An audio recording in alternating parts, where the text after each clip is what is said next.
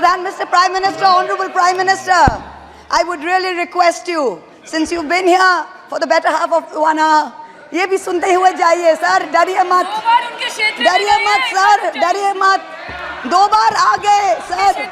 You came to my area twice during the campaign, sir. आज तो सुन के जाइए sir. Never mind, my bad luck. Honorable Speaker, sir, Rahul.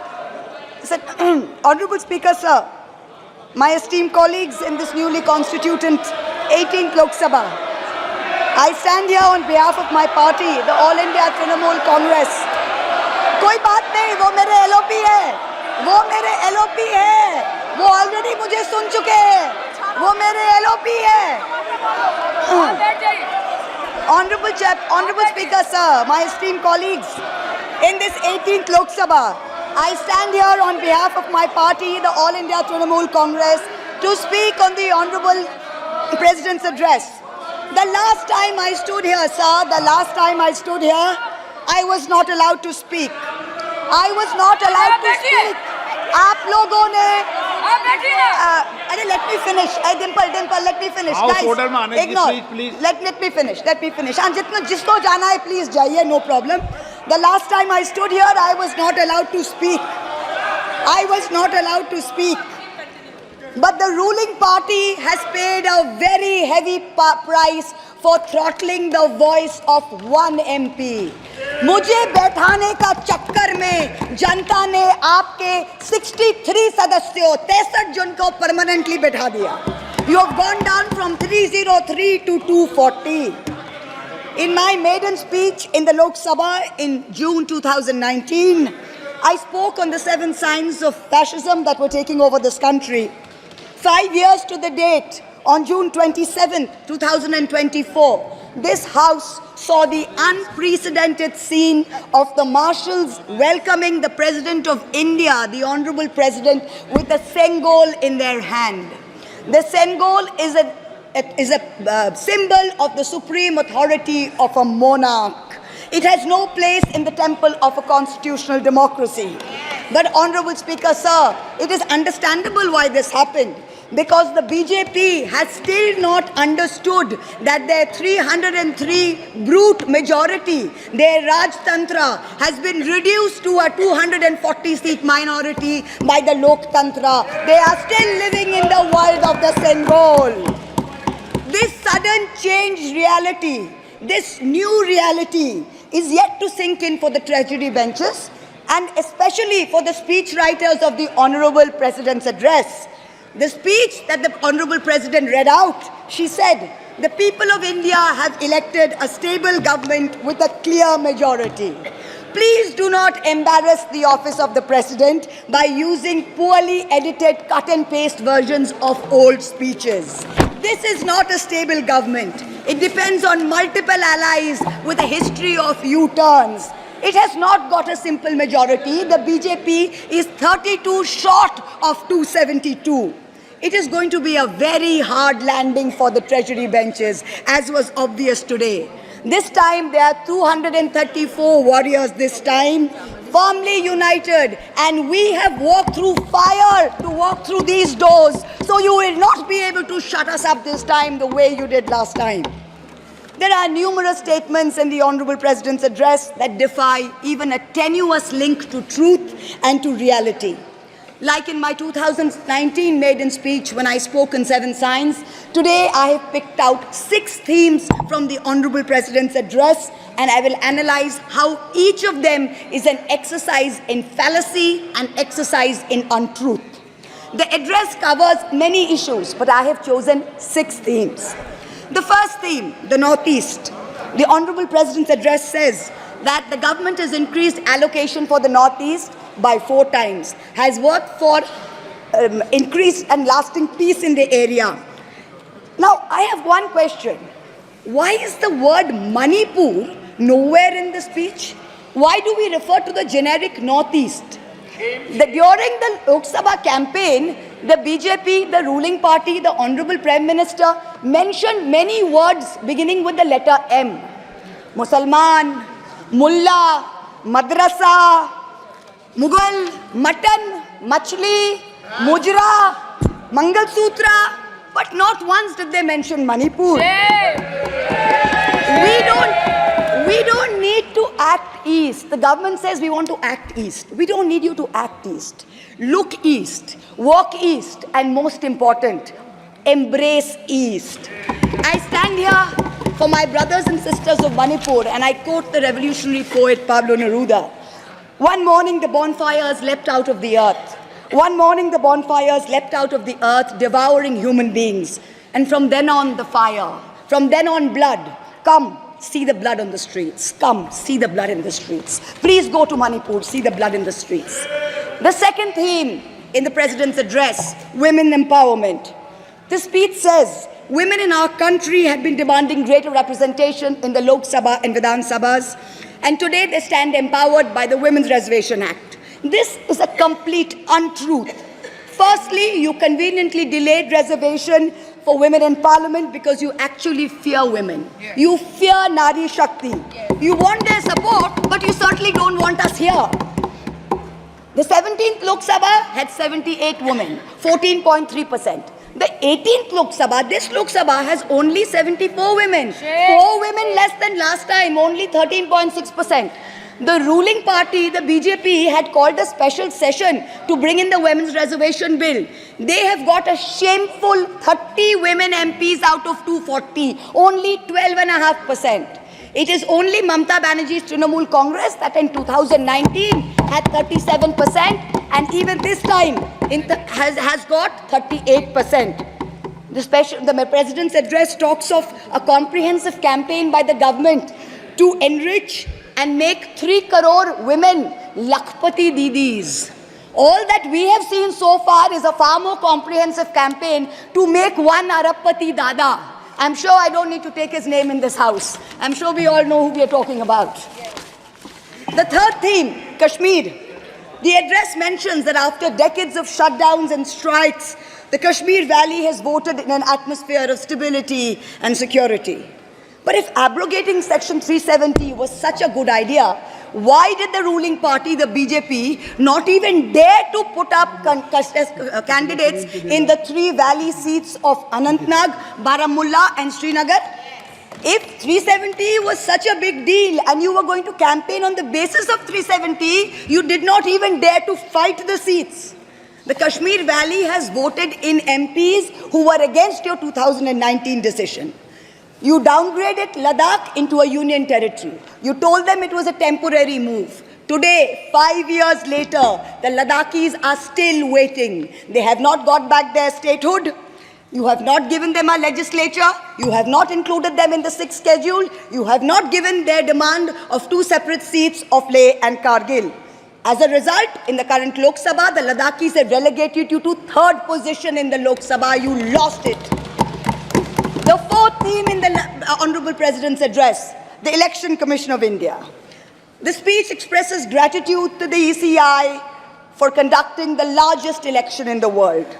With all humility, with no intent to denigrate the office of what used to be the august constitutional body of this land, let us as members of this opposition put on record that we won in spite of the EC, not because of it.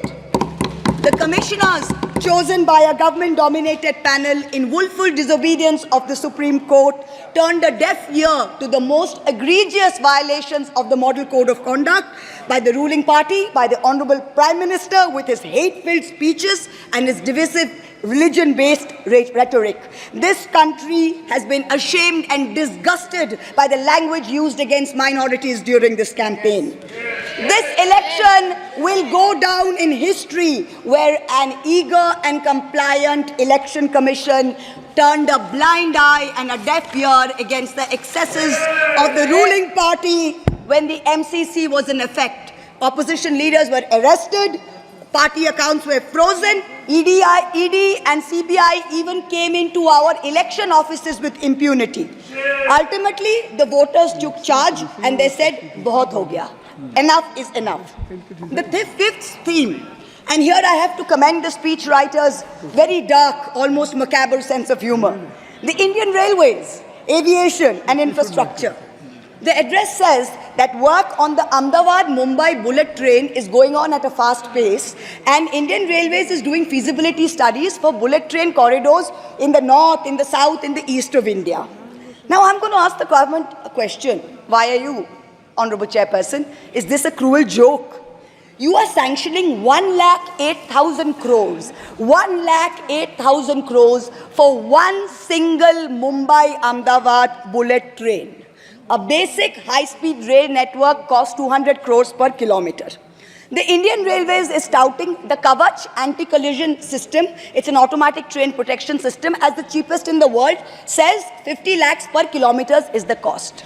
The total rail tracks in India is roughly about 126,000 kilometers. So the cost of covering all of India with Kavach is going to be 63,000 crores.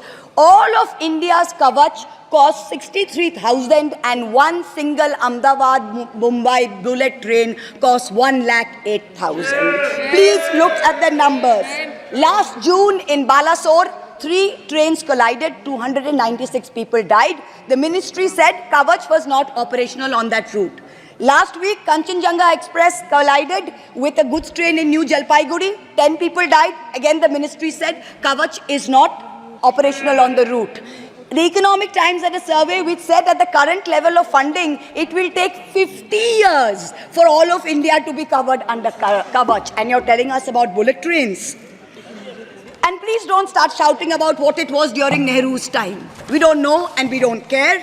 False equivalences cannot take the place of real body bags. The address mentions about how India is apparently the 3rd largest domestic aviation hub of the world. In truth, India's airports have become domestic hazard hubs. First in Jabalpur, then in Delhi, then in Rajkot.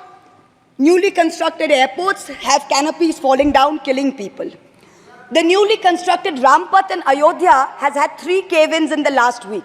The Pragati Maidan tunnel is flooded. The Atal Setu has developed cracks. The Ram temple's roof is leaking. This is exactly what happens when infrastructure is poorly planned and rushed in order for photo opportunities by the Supreme Leader. Yes. The sixth theme, competitive cooperative federalism. Honorable Chairperson, sir, the last decade saw the most brutal government-sponsored throttling of cooperative federalism that this country has ever seen. I speak for my own state of West Bengal. The centre has withheld 7,000 crores in Manrega funds. 17 lakh households have been deprived for work already done. It has held back 8,200 crores under the rural housing scheme, over 11 lakh houses sanctioned but not paid. Another 1,000 crores has been held back in pension and PMGSY. A total of 16,000 crores. When we went to meet the Rural Development Minister, we were dragged out by the Delhi police and bundled into prison vans. Last week, as a delegation, we went to meet with Atishi of the AAP, who was on hunger strike. Look at what is happening in the AAP government in Delhi today. The Aam Aadmi is in power in Delhi. There was a 1994 water sharing agreement which mandated Haryana to release 613 million gallons of water per day to Delhi. Haryana is run by the BJP government, and they have reneged on this agreement. They are releasing 100 million gallons less per day, as a result of which 28 lakh people in Delhi are having to go without water per day. This government's competitive cooperative federalism seems to be an exercise in how to compete on how to choke opposition-run states. भैया हमको बैठाना आप पे बहुत भारी पड़ा, हमको मत बिठाइए, बहुत भारी पड़ा आप पे, बहुत भारी पड़ा. The government spent the past 5 years. Honorable member, kindly address to the chair. The government spent the first 5 years in almost perfecting an elected autocracy. And by the end of 2023, this government had reached the pinnacle of their arrogance, where this parliamentary democracy was replaced by a monstrous super cult, the cult of the supreme leader, the non-biological leader, born of the Paramatma, who stood in this house and proclaimed, "Ab ke baar 400 par, and ek akela kitno pe bhari pada." This was the turning point. This was the turning point when the destiny of the ruling party changed. whether in Greek mythology, whether in Indian mythology, if you act with arrogance towards the gods, you will be punished. We have 33,000 gods in India. But in our democracy, the most supreme of them is the Gana Devata, the Lord of the people, and they have punished you. You may have formed a government again, but yours is a Pyrrhic victory. A victory which inflicts such a devastating toll on the victor that it is tantamount to a defeat. In Bengal, the supreme leader started his Vijay Sankalp Yatra on March 1st in the constituency of Arambagh. Then came to Krishnanagar, then came to Barasat, ended on May 29th in Calcutta. मेरे ऊपर तो विशेष कृपा की उन्होंने दो बार आए. The BJP lost all these seats. The Honorable Prime Minister did 23 campaign meetings in Bengal and lost in 20 seats. In Maharashtra, the Honorable Prime Minister campaigned in 18 seats. The NDA lost in 15 of them. एक अकेला कितनों पे भारी पड़ा. In Punjab, he campaigned in Hoshiarpur, in Jalandhar, in Patiala, in Gurdaspur. The BJP all lost all the 4 seats. एक अकेला कितनों पे भारी पड़ा. In Rajasthan, he campaigned at Banswara with the most disgraceful references to Muslims. In outright violation of the law, the EC kept quiet. Not only did the BJP lose Banswara by over 2 lakh votes, the BJP, which had won 25 on 25 in 2019 and won the state government only months ago, came down to 14 seats. Ek akela kitno pe bhari pada. 3 states, Uttar Pradesh, Maharashtra and Bengal, account for 170 seats. That is exactly 1/3 of India. The BJP won in only 54 of them. Ek akela kitno pe bhari pada. In 2019, the Prime Minister, the Honorable Prime Minister, had taunted the now leader of the opposition by saying that he must have used a microscope to find that one single seat in India where the minority were in majority. Honorable Chairperson, sir, it is so ironic that today the majority needed no microscope to turn the BJP into a minority. जहाँ भी majority है, वहीं आप ही minority बन गए. आप तो घुस-घुस के मारने वाले थे ना, इस बार तो जनता ने घुस-घुस के मार दिया. The treasury benches have always claimed that the opposition lacked in hard work and in merit. We are all part of a Parivarvad. We are dynasts. Whereas they are proud to be part of a meritocracy. They are proud to be part of a Modi ka parivar. How ironic is it today that 20 ministers in the union cabinet are dynasts? How ironic is it that the Honorable Prime Minister has to take to social media himself to tell people that no, it is not Modi ka parivar, it is NDA, the Nitish Naidu Dependent Alliance. In January, the Honorable Prime Minister consecrated the unfinished Ram temple in Ayodhya. He said he was tasked with the divine duty of bringing Ram Lalla home. The Ram Mandir was going to ensure that not only would the BJP cross 400 seats, but that this government would last 1,000 years. The last time in history that we heard of a 1,000-year vision was during the Third Reich. This was the second time that we've heard of it. But then ultimately, Lord Ram said, stop, not in my name. Oti dorpe hoto Lanka. Too much arrogance, too much pride caused you to lose the kingdom of Lanka. The BJP lost in Ayodhya, Faizabad, where the temple is. It lost in Banda Chitrakoot, where Lord Ram meditated. It lost in Shravasti, where the son of the Honorable Prime Minister's ex-secretary said, my father has built the temple, campaigned in his name, you lost there. All the seats around Ayodhya, Basti, Sultanpur, Ambedkar Nagar, the BJP lost. ये तुम लोगों के नाम जपों में पहले सा आराम नहीं. ये तुम लोगों के नाम जपों में पहले सा आराम नहीं. जबरदस्ती के जय श्री राम में सब कुछ है पर राम नहीं. जबरदस्ती के जय श्री राम में सब कुछ है पर राम नहीं. Today in India, there are 2 types of leaders. Those of us who come via the voting machine, and then there are many who come via the washing machine. There are still people who say, wait, you don't know Modi ji. Wait 6 months and see. The BJP will get 300 members. To them I say, no, this will not happen this time. Because every potential turncoat will have to choose between temporary greed of fear and between permanently becoming politically irrelevant. So you can offer you can accept a temporary offer of a ministry, you can accept a temporary settlement of an existing trumped-up CBI or ED case, and you can switch parties. But when you go back to the electorate will punish you. Most turncoats have been punished by the electorate. Also this time, India has very large, solid bloc components. The Congress has 100 seats. SP has 37 seats. Trinamool has 29 seats. DMK has 22 seats. NCP and UPTA have 17 seats. So this is not a ragtag bunch of members that you can lure away. This is a solid bloc. So yes, it's a question of time. But the question is not whether they will get 300. The question is when people will join us and we will cross 272. The ruling party's politics have always been along the lines of religious hate and ethnic divisiveness. But even at the height of their power, when they got 303 seats, 1 out of 2 Hindus had not voted for the BJP. This time, even in their core Hindi heartland, their core voters have deserted them. The Muslims in India, over 250 of them called infiltrators, called terrorists in the land of their birth, waited silently, patiently, and bided their time. And in one voice during this election, in every state, they stood up and they told the government, and I quote the poet Puneet Sharma, "Hindustan se mera seedha rishta hai. Tum kaun ho be? Tum kaun ho be?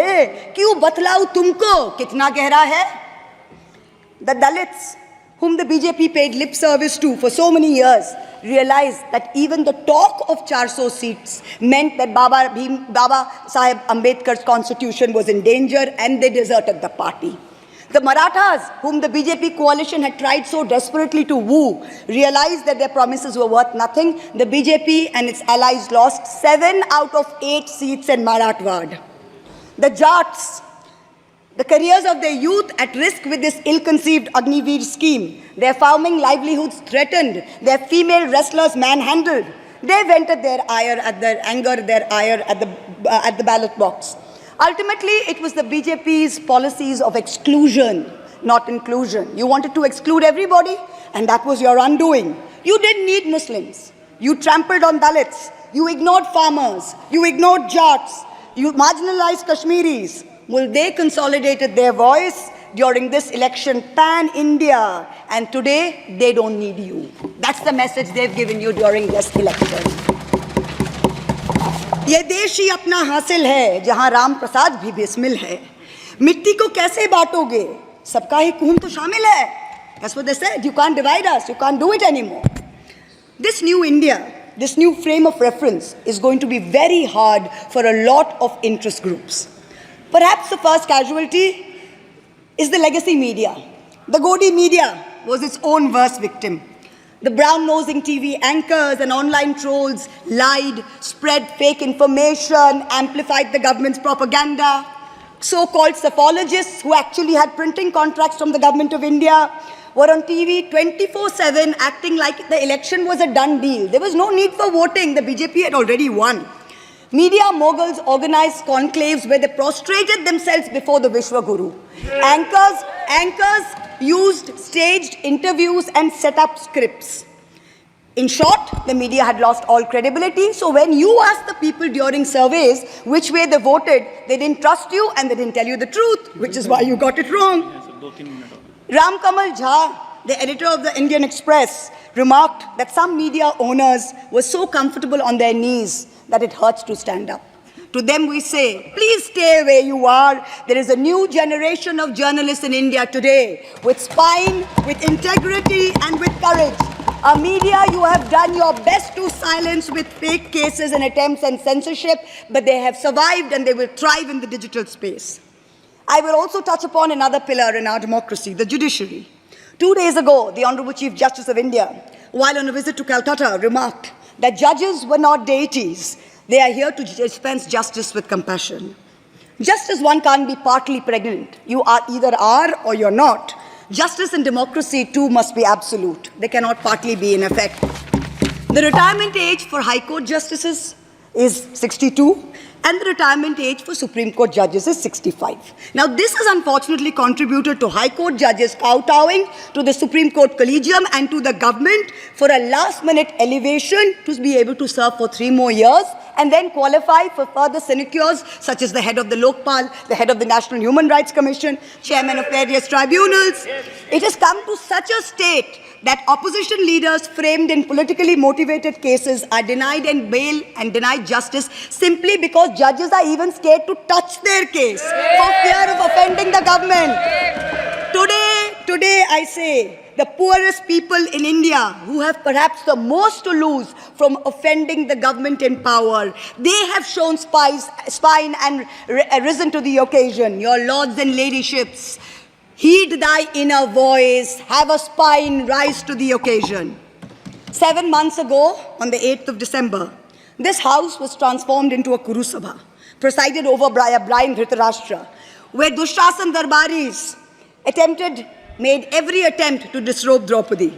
The ethics committee that voted to recommend my expulsion on the 9th of November, they voted 6-4, had 10 members and 1 chairperson.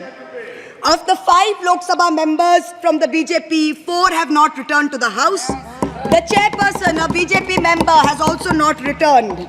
The Congress turncoat from Punjab who voted against has also not returned. The BJP lady MP from Maharashtra who started the debate in the House on behalf of the BJP has also lost.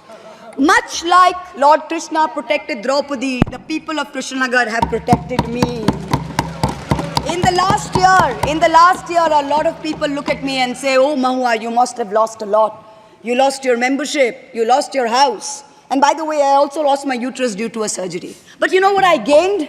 I gained what Rahulji said, the freedom from fear. I do not fear you. I will see the end of you. We will see the end of you. Your ED, your CBI, your income tax, your trolls, your media, nobody can scare us. The people of India are patient. They will wait patiently for this government to fall. And I hope that whoever writes the next speech for the Honorable President of India will give her the respect and the honor due by not filling it with falsity. This government has dishonored the office of the President by giving her a script that is full of... We wait, and the people of India wait, for the restoration of her honor and for the honor of her august office. It is in this hope that I bow my head to the holiest of our books in its 75th year of adoption. Hail the Constitution, Joy Sangvidhan. Thank you.